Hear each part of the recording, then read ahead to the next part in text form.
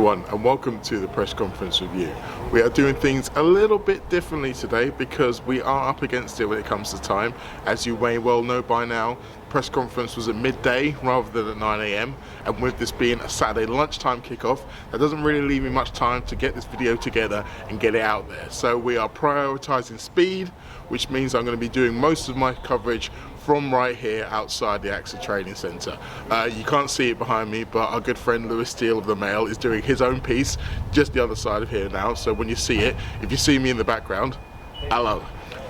First things first, let's talk about the injury situation. And the injury situation is, there is no injury situation. Curtis Jones will be training later today, and that means that Arne Slot has a full complement of players to work with, which is very rare when you consider some of his rivals. You think about Manchester City, think about Arsenal, and the injury issues they've got. Liverpool have currently got nobody in the treatment room, everybody on the training pitch. Lots of options for Arne Slot to not only change the game, but to also kind of freshen up the team when you think about the fact they've got these 3 home games in the space of 6 days. And in fact, if you look at it, they're actually doing that twice. If you look back to the game against Burnley on Sunday compared to the game against Everton, that's 3 games in 6 days. Or if you look at the game midweek against Atletico ahead to the game against Southampton, that's also 3 games in 6 days. So it works out as 4 games in 10 days, I believe. A lot of games for a lot of players, and what that means is now that Slot can really rotate with this squad. He can really get to see everybody over the course of this 4-game stretch, which will be good news for a lot of you who are going to the game against Southampton on Tuesday. You'll probably get to see quite a few debutants, Giovanni Leone, Ashvili, etc. Expect to see them in that team. However, when it comes to Everton, we probably won't see either of those two. We don't know who will be playing up front, but we'll get into that in a little while. First of all, it's top takeaway time. Now, top takeaway number 1, Arne Slot wants an easy win as much as anybody else. Now, obviously, he was going to be asked about another late winner, another 2-0 lead that was given away. The first point I found fascinating is Arne Slot seems to have forgotten about what happened at Newcastle, because he said Liverpool have lost 2 2-0 leads this season, when the reality is they've lost 3 of them. He was also asked about whether that means that the game management is what needs to be changed, and he kind of pushed back on that. He was more concerned with the idea that the criticism Liverpool had taken against Bournemouth for being a bit too gung-ho when they had that 2-0 lead, always looking for the 3rd goal. He kind of referenced again the fact that that's what makes the Liverpool a team that everybody wants to watch, and that's kind of the way they always do things. And they were still trying to score that 3rd goal against Atletico. I don't think anyone can have any doubts about that. However, we did see against Newcastle when they didn't.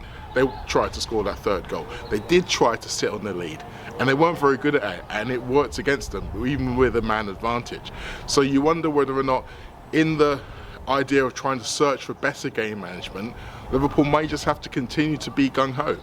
But the fascinating thing about all of this is, this was something that they were really good at last season. If you look at last season, 21 times Liverpool established a 2-goal lead, and in 16 of those games, they kept a clean sheet.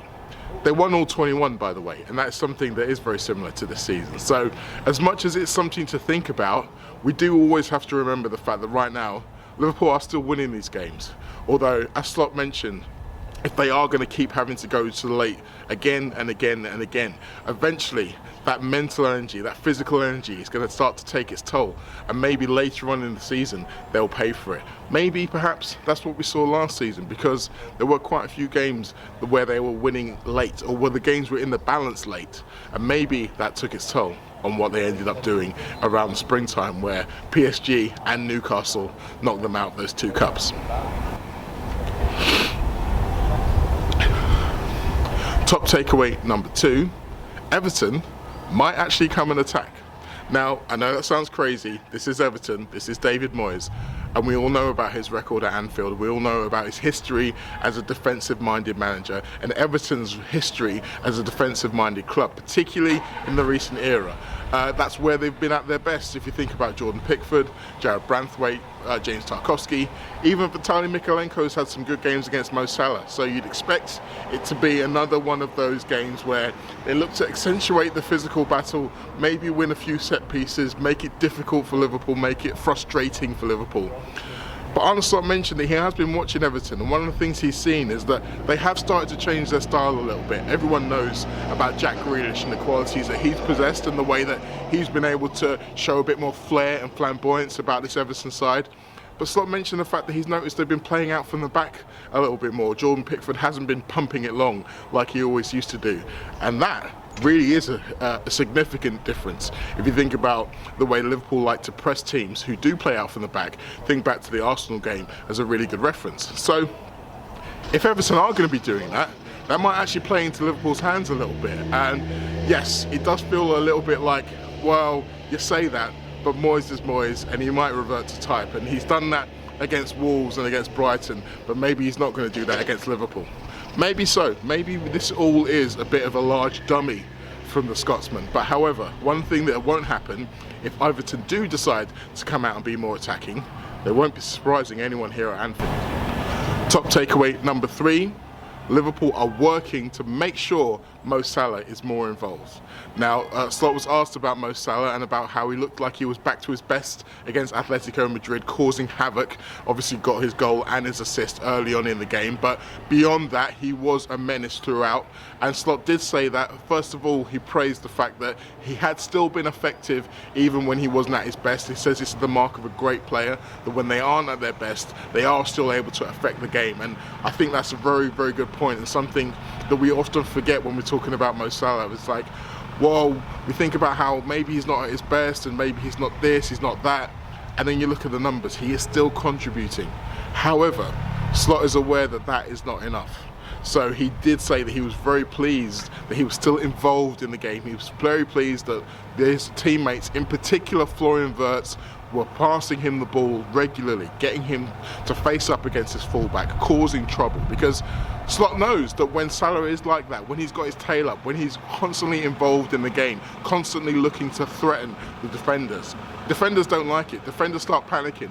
Defenders start maybe over-committing towards him, and that leaves space for others. And one of the things we've noticed, particularly in the early days for Florian Wirtz, is that space has not been something he's been able to find as freely as he does in the Bundesliga. So from that perspective, if he's got Mo Salah, who's drawing defenders to him like a magnet, then that is going to start to open up space for Wirtz to flourish. And I don't think anyone at Anfield is concerned about Florian Wirtz, certainly not as concerned as some of the pundits outside of Anfield tend to be, but there's no doubt that a fit and firing Mo Salah, who is doing his bit, is definitely going to help Florian Wirtz get to where he needs to be. Now let's have a listen to what Arne Slot had to say to my question, which is a little bit about how to deal with it when you're playing badly or not as you want to, but you're still winning every week. We spoke last season a few times about how us in the media can be a bit too fixated on results in comparison to performances, but when there are things that aren't quite as they should be, such as the 2-0 leads, do you find it somehow easier to be perhaps critical with your players internally at least, when the results are still coming? No, I don't think media is too fixed on that. I think everyone in football is, fans, players, we're all fixed on results, because if we don't have results, then next week someone else is sitting here. So that's maybe a bit too early. But this is how the industry works, so that's not only the media. But it does definitely help that if you still win games, that you can then also point out things that you have to improve. That 9 out of 10 times works better than when you lose many games of football and you're constantly telling them what they have to improve. So mainly what you do as a manager is if you lose games, then you try to emphasize on the positives as well, where if you lose games, you also emphasize on the positive, but you definitely also tell them what you have to improve. So yeah, it's I prefer the situation of winning the games and then pointing out that we can still improve things compared to losing games and being positive. Now it is a strange situation at the moment. Things definitely aren't perfect, I think it's fair to say. But then Liverpool have won every game that they've contested this season. So there is an element for anyone who tries to think about anything critical to say, whether it be a pundit, whether it be a fan on social media, the response is always the same. It's 5 out of 5. What are you moaning for? To be fair, we've said it ourselves on the late challenge. I know for a fact that we've said it ourselves on the late challenge, and that is really what you have to think about when you think about the wider picture. Maybe that's also a comment on the way the football discourse is, in as much as people moan too bloody much. But when you're a manager, you have to be able to be critical, even when it is going good. I think the difference between results and performances was a lot more highlighted last season, around the time when maybe results weren't where they wanted to be, in that period where Liverpool were getting a few more draws than they'd have liked. Slot was very keen to say yes, but the performances are good, and the performances are your long-term indicator of how you expect to go, and he was right on that score. And look at what happened. Liverpool ended up winning the Premier League. This time round, it's the results that are okay, the performances still need some work. And he did give an insight into what it's like as a manager when you're trying to improve, but also trying to motivate your players. He did mention the fact that when Liverpool have had a defeat, or when his team has a defeat in general, it's a lot easier to use those moments to be positive, try to accentuate all the good things, try to G up your players. Whereas when you've won, that's when you can be a bit more critical. That's when you can be a little bit more detailed in what they should be doing and what they haven't been doing. And I suspect that's how you end up with people like Pep Guardiola, perfectionists who are always looking for something new, always looking for something more, never willing to let players rest on their laurels, never willing to let them be comfortable in how they're doing, even if they're winning game after game. Maybe that's why good teams stay good teams and remain at the top. Who knows? If that is the case, then that's great news for Liverpool, because Arne Slot is going to be doing exactly that. He has been telling his players how they need to improve week in, week out, even if the results at the end of it are good. I think Jamie Carragher's referenced it a few times where teams have played well and lost against Liverpool, and he said that Liverpool might be feeling good about it now, but the next day they wouldn't be feeling as good. He said it after the Newcastle game. He said that the day after, Eddie Howe and his players would be feeling better than Liverpool and their players. Well, I'm not sure that's the case at the moment. There might be a few harsh words on the training ground in the aftermath of some of those games, but everybody's still feeling very good. Everybody's still happy that Liverpool are winning and continuing to win.